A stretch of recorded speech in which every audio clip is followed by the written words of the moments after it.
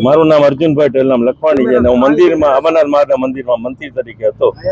હવે ટ્રસ્ટનો સમય પૂરો થઈ ગયો છે, એનો 2007માં પૂરું થઈ ગયું છે. એટલે અમે હવે ખાલી ટ્રસ્ટી છીએ.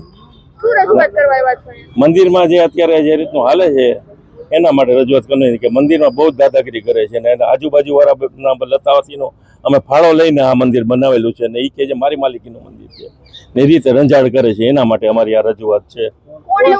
પીટી જાડેજા મંદિરના ટ્રસ્ટી છું ને હું બધી મંદિરનો પ્રમુખ છું. પ્રમુખ તરીકે એની મુદત પૂરી થઈ ગઈ 2026-7માં 26/2/7 પૂરું થઈ ગયું છે. અમારી માંગ એ છે કે મંદિરમાં કોઈ પણ જાતનું હવે આ માથાકૂટ થવી ન જોઈએ. નહીં, સરદારોને હેરાન કરવામાં આવે છે, બેનો દીકરીઓને બહુ હેરાન કરવામાં આવે ને મંદિરમાં અપશબ્દ કોઈ બોલાતા નથી ને મંદિરમાં ધાક ધમકી આપી યોગ્ય નથી.